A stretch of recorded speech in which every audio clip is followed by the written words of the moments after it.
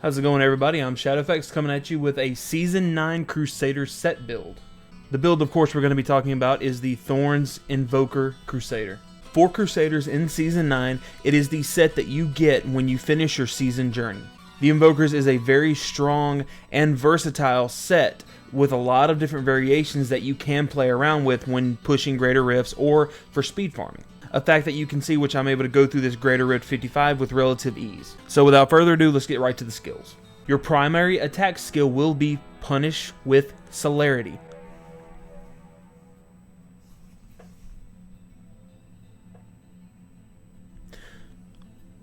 This the Punish skill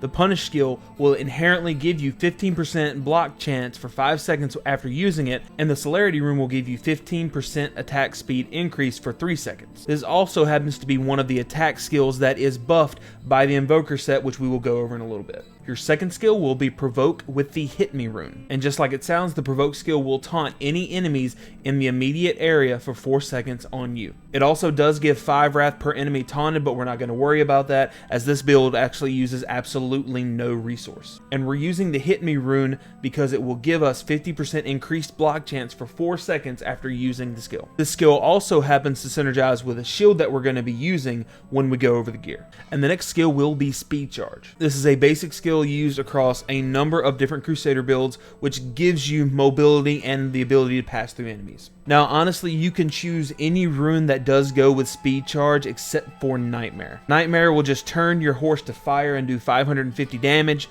but that's going to be absolutely useless with the build that we're using.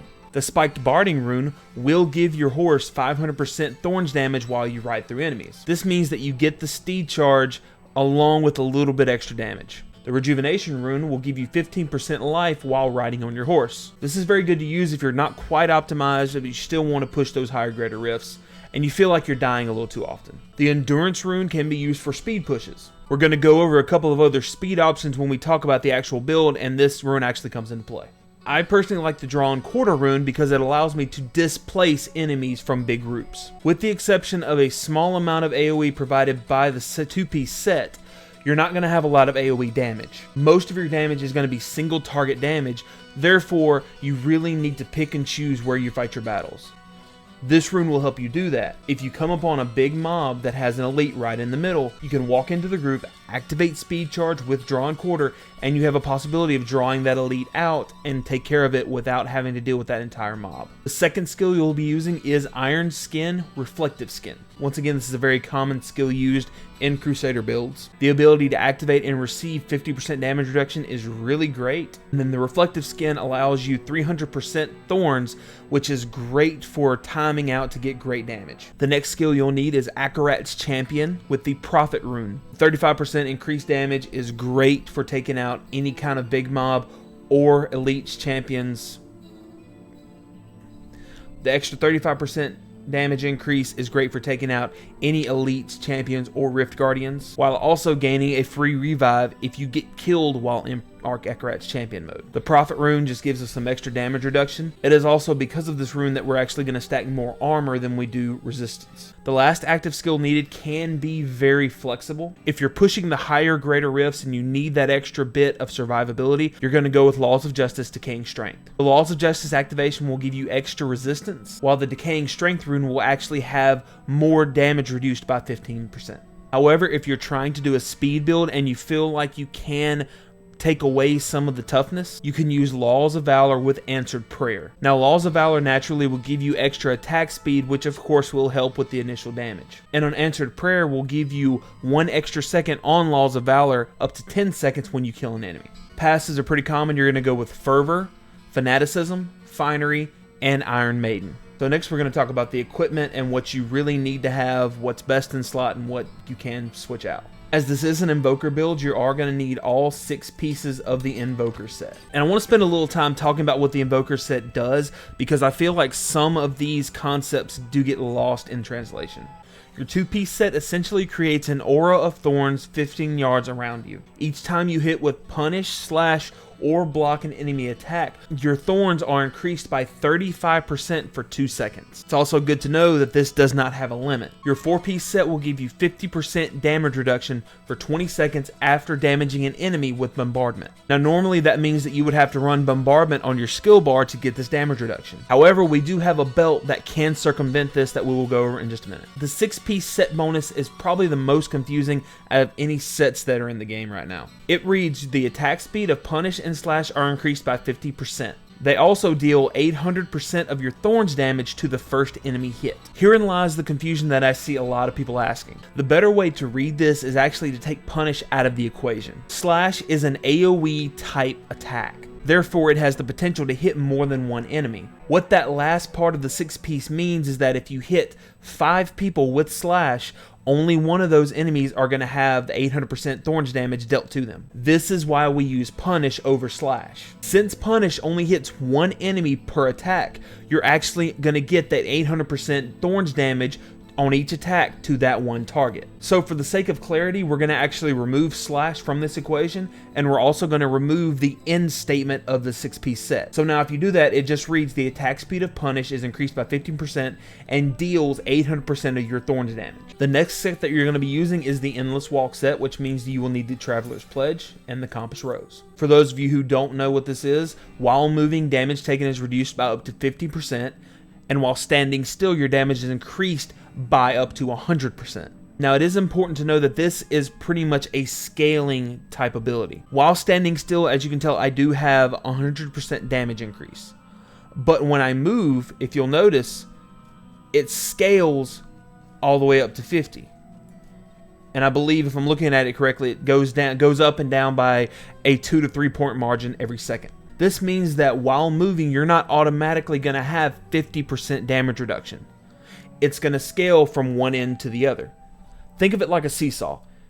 If this is 100% sitting damage and you start to move, then it's going to slowly tip up to that 50% damage reduction while you're moving. So in order to get that 100% damage reduction, you're going to have to sit still for no less than 5 to 6 seconds for it to scale up to 100%. The 2 items we're going to be using are the Heart of Iron and the Aquila Cuirass. Which one you wear is going to be decided by which one you have is better. The Heart of Iron gives you thorns up to 300% of your vitality, of your total vitality.